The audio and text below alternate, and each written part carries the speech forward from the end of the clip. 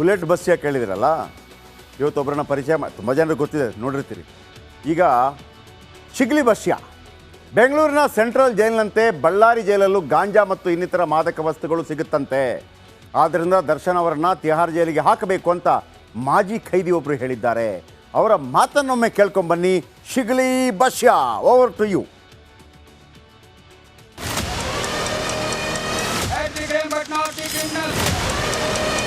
ಪರಪಾಗ್ರಹದಲ್ಲಿ ಒಂದು ವ್ಯವಸ್ಥೆ ನಡೆದೈತೆ. ಇನ್ನು ಸಣ್ಣ ಜೈಲು ಮುಂದೆ ಅವನ ಕಚಡ ರೌಡಿ ಆಗ್ತಾನೆ.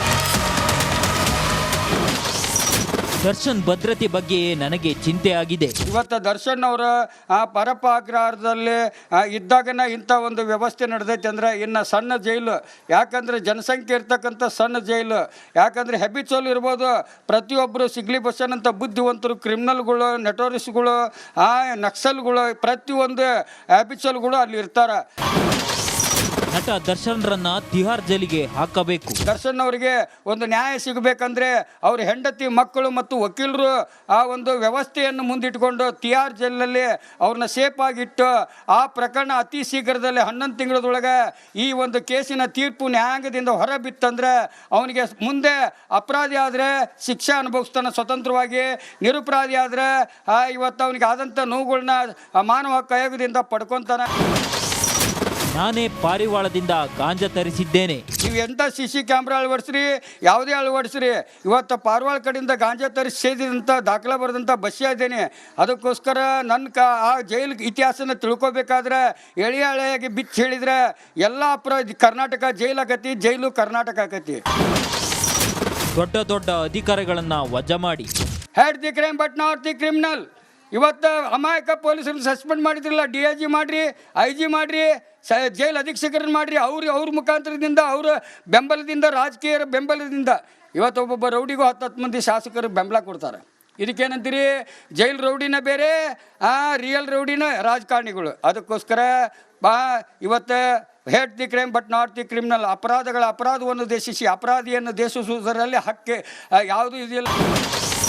ನಾ ಕಂಡ ಜೈಲುಗಳು ಹೇಗಿದ್ವು ಗೊತ್ತಾ? 1988ರಿಂದ ನಾ ಕಂಡ ಜೈಲುಗಳು ಅಂದ್ರೆ ಧಾರವಾಡ, ಬೆಳಗಾಮು, ಬಳ್ಳಾರಿ, ಆಮೇಲೆ ಬೆಂಗಳೂರು, ಗಾಂಧಿನಗರ, ಪರಪಾಗ್ರಹಾರ, ಮೈಸೂರು, ಆಮೇಲೆ ಬಿಜಾಪುರ, ಗುಲ್ಬರ್ಗ ಎಲ್ಲ ಜೈಲು ನೋಡಿದ್ದೀನಿ. ಆದರೆ ಅತಿ ಹೆಚ್ಚು ನನ್ನ ಸರ್ವಿಸ್ ಇರೋದ ಹೆಬಿಚೋಲ್ ಬಳ್ಳಾರಿ ಜೈಲು, ಅದಕ್ಕಿಂತ ಅತಿ ಹೆಚ್ಚು ಇಂಡಲ್ಗಾ ಜೈಲು, ಅದಕ್ಕಿಂತ ಹೆಚ್ಚು ನನ್ನ ಜಿಲ್ಲಾ ಜೈಲು ಅಂದ್ರೆ ಧಾರವಾಡ ಸೆಂಟ್ರಲ್ ಜೈಲು.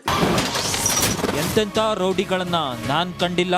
ರೌಡಿಗಳಿಗೆ ಎಂತೆಂಥ ರೌಡಿಗಳು ಈ ಶಿಗ್ಲಿ ಬಸ್ಸಿನ ಜೊತೆಲಿ ಇದ್ದಂಥವ್ರು ಅದಾರ. ಅವ್ರ ಇತಿಹಾಸನ ತಿಳ್ಕೊಂಡಿದ್ದೀನಿ.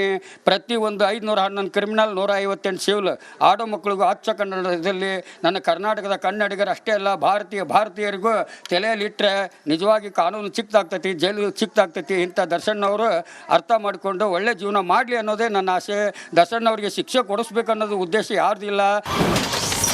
ದರ್ಶನ್, ನೀನು ಮೊದಲು ಮಾನವನಾಗು. ಜೈಲಿಗೆ ಹೋದ್ರೂ ಬುದ್ಧಿ ಬರಲಿಲ್ಲ ಅನ್ನೋದಕ್ಕಿಂತ ಇವತ್ತು ಶಿಗ್ಲಿ ಬಸ್ಯ, ಕನ್ಯಾ ಶಿವರಾಮ, ಅಂಗುಲಿಮಾಲ, ರಾಬಿನ್ ಹುಡ್, ಸಿಂಧೂರ್ ಲಕ್ಷ್ಮಣ, ಈ ಶಿಗ್ಲಿ ಬಸ್ಯನ್ ಅಂತವ್ರ ನೋಡಿ ತಿಳ್ಕೊಂಡ್ರೆ ನಿಜವಾಗಿ ಮತ್ತೆ ಹೊರಗೆ ಬಂದು ಹೀರೋ ಆಗ್ಬೋದು. ಇಲ್ಲ ಅಂದರೆ ದರ್ಶನ ಜೈಲ್ ರೌಡಿ ಆಗುತ್ತಾನೆ ಹೊರತು ಮುಂದೆ ಅವನು ಕಚಡ ರೌಡಿ ಆಗ್ತಾನೆ. ಅದನ್ನು ಬಿಟ್ಟರೆ ನಾನು ಏನು ಹೇಳೋಕ್ಕಾಗಲ್ಲ. ಜೈ ಹಿಂದ್, ಜೈ ಕರ್ನಾಟಕ, ಜೈ ಕನ್ನಡ, ಜೈ ಶ್ರೀರಾಮ್, ಜೈ ಭೀಮ್, ಜೈ ಸಂಗೊಳ್ಳಿ ರಾಯಣ್ಣ.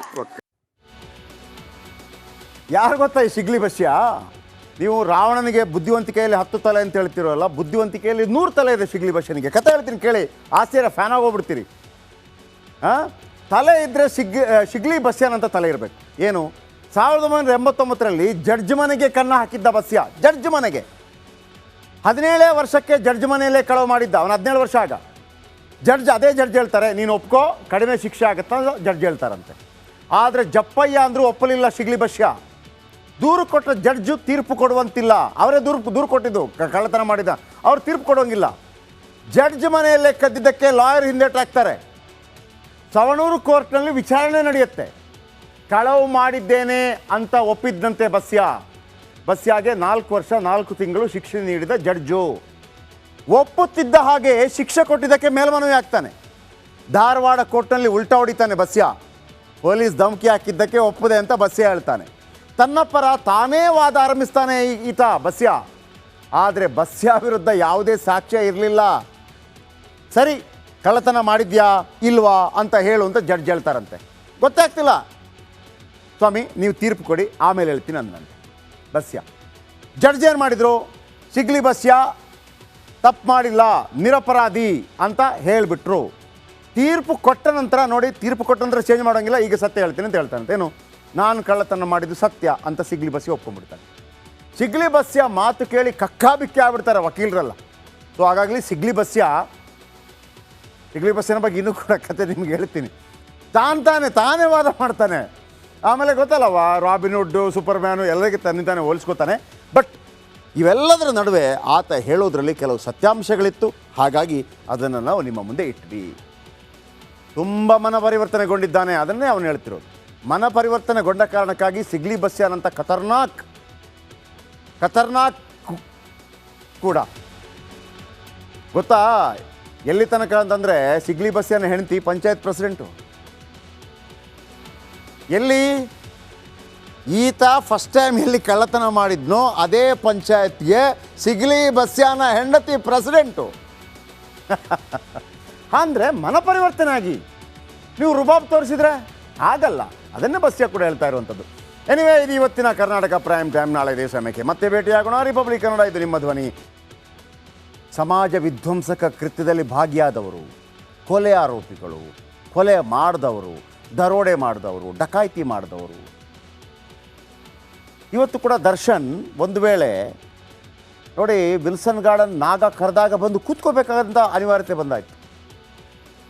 ವಿಲ್ಸನ್ ಗಾರ್ಡನ್ ನಾಗ ಕರೆದಾಗ ಬಂದು ಕೂತ್ಕೋಬೇಕಾಯ್ತು. ಅವ್ರು ಹೇಳಿದ್ರಲ್ಲ, ಕರೆದ್ರು ನಾನು ಕೂತ್ಕೊಳ್ಳೋದು ವಿಧಿ ಇರಲಿಲ್ಲ, ಈ ಕೊಟ್ಟರು ಮತ್ತೊಮ್ಮೆ. ಈ ಸಮಾಜ ಯಾರನ್ನು ಸಾಕಿ ಸಲಹಬೇಕು?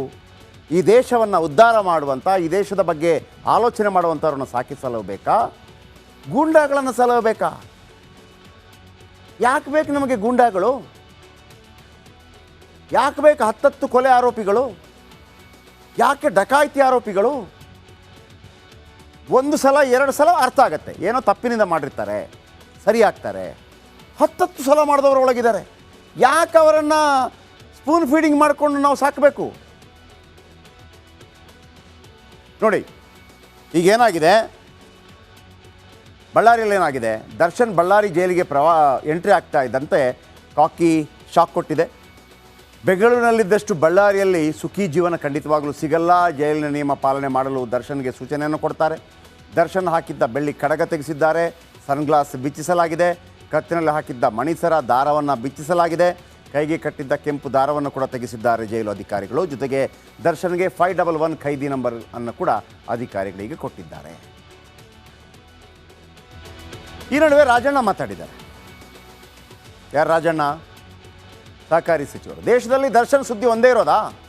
ಬೆಳಗ್ಗೆ ಎದ್ರೆ ಅದೇ ಬರ್ತಾ ಇದೆ. ಅವನೇನು ಸಮಾಜಕ್ಕೆ ರೋಲ್ ಮಾಡಲ್ಲ, ಒಳ್ಳೆ